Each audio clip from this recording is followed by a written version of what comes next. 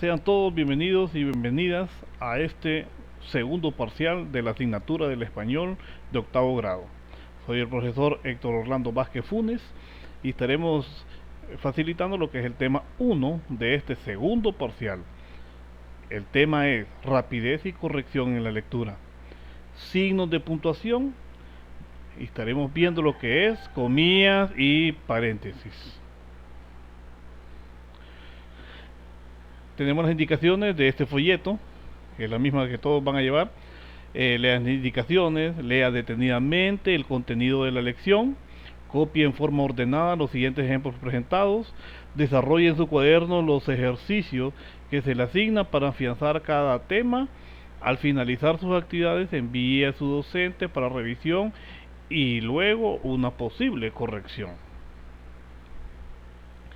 Continuamos con lo que es la evaluación de octavo grado. Tenemos actividades en el aula, que son todos los trabajos que ustedes realizan en cada una de las clases virtuales. Cuando se le dice comente, analice, reflexione, escriba, responda, todas esas son actividades en el aula. Entonces tenemos 20% de esas actividades. Actividades extra aula, que son sus tareas, todas sus actividades, ejercicios que ustedes envían. Esas actividades tienen 35%, los valores y actitudes, que es la puntualidad de sus tareas, la asistencia, la disciplina dentro de la institución, o sea, su lenguaje que sea adecuado, las expresiones artísticas, deportivas y humanísticas, 5%, ahí vamos a tener unos temas, con eso, con un libro didáctico y un examen del 30%, que lo vamos a tener entre junio. El calendario de tareas, tenemos el 9 de mayo, o sea, la tarea de este tema de hoy que estaremos viendo, se entregará el 9 de mayo, el 16 de mayo, actividades tema 2, 23 de mayo, actividades tema 3, 30 de mayo, temas 4 y 5, 6 de junio, temas 6 y 7, 12 de junio, 8 y 9. Bueno, continuamos con lo que es la lección 1. Y vamos a ver tema rapidez, corrección en la lectura, signos de puntuación, comillas y paréntesis. Expectativas: aplican normas morfosintácticas en la construcción de la unidad oracional dentro de un párrafo a lo largo de un escrito. Pensemos y respondamos.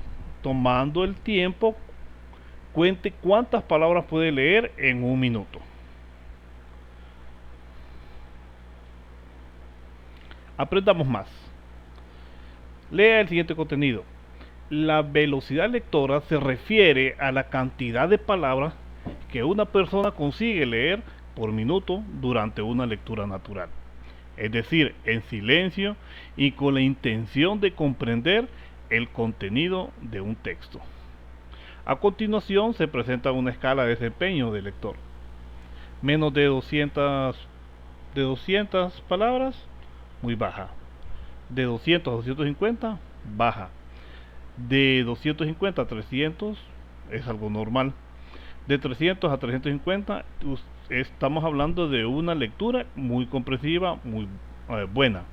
De 350 a más tiene una lectura comprensiva muy buena. Estamos hablando de la lectura en las palabras, la velocidad con que lee, la cantidad de palabras que usted puede leer.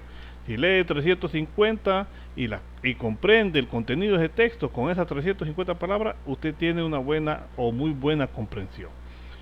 Lea los textos anteriores con el apoyo de sus padres. Practique la velocidad de la lectura con las siguientes condiciones. Se debe de leer comprensivamente. Se lee respetando los signos de puntuación. Se lee haciendo la entonación adecuada.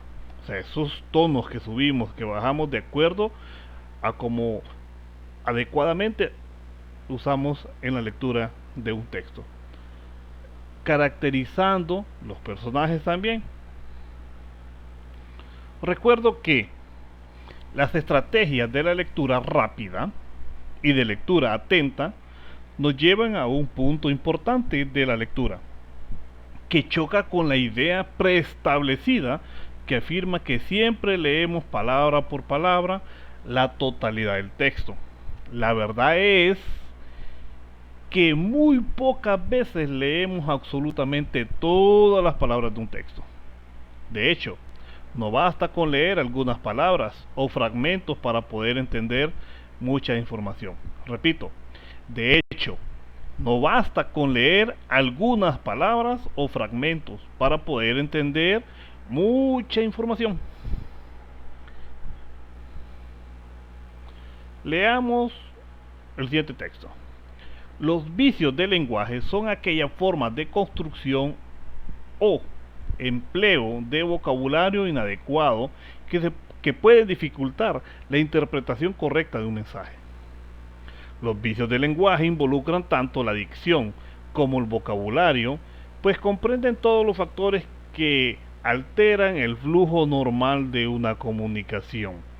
Cuando nosotros le damos uso a los vicios del lenguaje, entonces dificultamos la normal flujo de la comunicación. Y entre los vicios del lenguaje nosotros tenemos lo que es el solecismo. ¿Y qué es el solecismo en sí? Bueno, el solecismo consiste en construir una oración incorrectamente con errores sintácticos. Se puede originar por errores de concordancia. Hacen años que no lo hago. Son errores de concordancia, porque se dice hace años que no lo hago. O sea, aquí tenemos el mal empleo de preposiciones de conformidad a lo establecido. ¿Qué tipo de preposiciones? Como con. Bueno, ejemplos de solecismo. Aquí tenemos varios ejemplos de solecismo y los vamos a ver. Cuando te vi estabas media triste. No, cuando te vi estabas medio triste. Acuérdese que cuando usted dice cuando te vi estabas media triste, esta palabra la estamos usando para un ambiente más femenino. El ruido y el calor no me deja estudiar.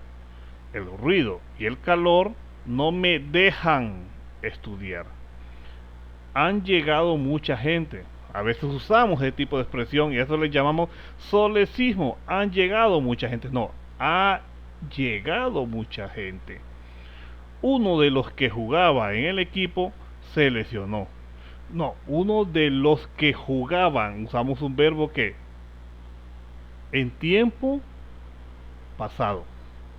Hubieron heridos en el estadio, ¿no? Hubo heridos en el estadio. Y así sucesivamente. Vamos a ir leyendo los diferentes solecismos en su casa. Aquí dice, te querré por siempre. No, te querré para siempre. Tan es así que no se lo creía. No, tanto es así, tanto es así. Vemos cómo quitamos palabras, cómo acortamos palabras o frases. Me quedan 2 ejercicios por terminar. Para terminar, me quedan 2 ejercicios por terminar. Ha habido complicaciones. Entonces ahora vamos a aplicar lo aprendido. Conteste en su cuaderno los siguientes interrogantes. En su cuaderno, de acuerdo a la lectura anterior, a esta, va a contestar usted. ¿Qué son los vicios del lenguaje entonces? ¿Qué son solecismos? Y ya lo estamos viendo aquí. ¿Qué son solecismos? Haga una lista de por lo menos 5 ejemplos de solecismo que se cometen en su barrio o colonia o residencia. Vamos a seguir aprendiendo más entonces. Lea el texto que se le presenta y luego conteste las siguientes interrogantes. Los signos de puntuación son signos visuales, los vemos, los observamos, son observables. Signos gráficos que hacemos en la escritura para marcar las pausas necesarias y así darles un significado apropiado a lo que escribimos. Las comillas son signos tipográficos utilizados en la escritura para indicar un significado particular de la palabra u oración. En español existen tres tipos de comillas: las comillas bajas o angulares, las comillas altas o inglesas, las que normalmente usamos, y las comillas simples, solo es una comilla. Cometemos el error de usar las comillas al revés. Uso de las comillas. ¿Dónde usamos entonces, o hacemos uso de esas comillas? En una cita textual. Las comillas se utilizan cuando una cita o una frase o parte de un texto, por ejemplo, Simón Bolívar dijo: moral y luces son nuestras primeras necesidades. Como que dijéramos también, Francisco Morazán dijo: alta es la noche, o una frase chilena fue: alta es la noche y Morazán vigila. O podemos decir, José Cecilio dijo: el estudio más digno de un americano es la América. Ahí usamos comillas cuando usamos citas textuales. Se utilizan también cuando se escriben los títulos de libros, obras literarias o científicas o artísticas. Por ejemplo, Rómulo Gallegos escribió la obra Doña Bárbara. Vemos el uso de las comillas. ¿Cómo le llamamos a este tipo de comillas? A este le llamamos bajas o angulares. Se usan para indicar las palabras con un sentido vulgar o irónico también. Por ejemplo, Luis llegó muy temprano. Irónico, miren, como que dice, se le pegó la cobija. Entonces, también el uso de las comillas puede ser reemplazado por la letra cursiva, impresa o subrayada en los manuscritos. Ahora tenemos lo que son los paréntesis. Los paréntesis son signos de puntuación doble. O sea, que tienen inicio y tienen el que cierra, el que abre y el que cierra, que se utilizan para insertar un texto aclaratorio dentro de otro texto.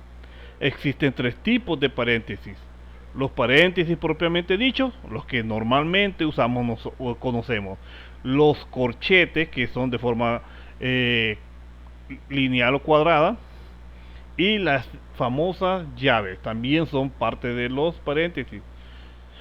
Al igual que las comillas, cuando se deben utilizar unos paréntesis dentro de otros, se recomienda el siguiente orden. ¿Cómo? ¿Qué orden? Bueno, si vamos a usar paréntesis dentro de otro paréntesis, entonces vamos a usar, siempre van el paréntesis, como en matemáticas.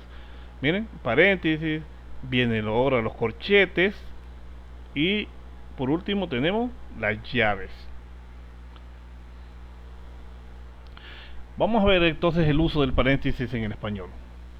En oraciones aclaratorias que interrumpen el sentido de lo que se está expresando, por ejemplo, Mark Zuckerberg es el creador de Facebook.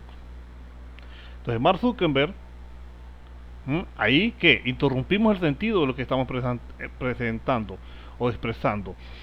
Mark Zuckerberg, ¿quién es Zuckerberg? El fundador de Facebook. Era ya millonario a los 30 años. Podemos leer nosotros: Mark Zuckerberg ya era millonario a los 30 años. Pero no. ¿Por qué escribimos esto? Interrumpen el sentido. Entonces Mark Zuckerberg, entre paréntesis, hay mucho lector que no lo conoce, entonces cuando usted escribe, entre paréntesis dice el fundador de Facebook. Aclara quién es ese hombre. Entonces nosotros ahí usamos lo que es el paréntesis en español. B. Se utilizan para encerrar citas, referencias o datos complementarios. Por ejemplo, y los espíritus impuros apenas lo veían, se tiran a sus pies gritando: ¿tú eres el Hijo de Dios? En matemáticas se utilizan los paréntesis, corchetes y las llaves para escribir las ecuaciones, lo que le estaba diciendo anteriormente. En matemáticas se utilizan paréntesis, corchetes y las llaves para escribir las ecuaciones, fórmulas y expresiones matemáticas. En informática se utilizan en los lenguajes de programación, y en su significado depende de cada lenguaje. O sea, su uso depende de cada lenguaje. ¿Los usamos en informática? Sí. ¿Los usamos como? En programación. ¿Los usamos en matemáticas? Sí. Usamos llaves, corchetes, cada uno tiene su propio uso. ¿Cómo los utilizamos? Emoticos. Bueno, según el programa utilizado, se pueden combinar con otros signos de puntuación para expresar emociones o sentimientos. Por ejemplo, felicidad. Bueno, aquí tenemos lo que es un mapa conceptual de las comillas. Y las comillas se utilizan ¿para qué? Para reproducir literalmente las palabras dichas o escritas por alguien. Ejemplo, Silvia dijo, miren, entre comillas, debes confiar en tus posibilidades. Donde también los utilizamos para indicar que la palabra es extranjera. Ejemplo, te envío las bases del concurso en un mail, o sea, en un correo.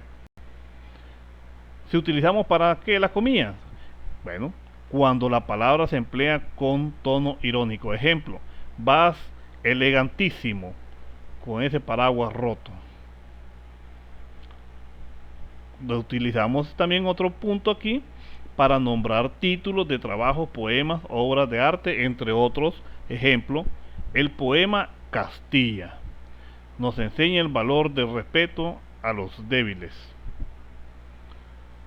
Bueno, hemos llegado a la parte de las actividades. Aplicamos lo aprendido. Va a escribir en su cuaderno o contestar en su cuaderno qué son los signos de puntuación. Ya lo vimos arriba. ¿Qué son las comillas? Y también qué son los paréntesis. Acuérdense que todo esto también ya lo tiene aquí. ¿Qué son los paréntesis? ¿Qué son las comillas? ¿Dónde las utilizamos? Aquí también está escrito. Como actividad, bien. Acuérdese que estas son tareas en casa, o sea, en la clase. Usted contesta en su cuaderno también estas tareas. Estas también se suben. También, esta es parte de su tarea en clase o trabajos o actividades en clase. La actividad de tarea también, en la casa, escriba en sus 4 ejemplos del uso de las comillas y los paréntesis a partir de los ejemplos que se presentaron en el texto. Va a escribir 4 ejemplos.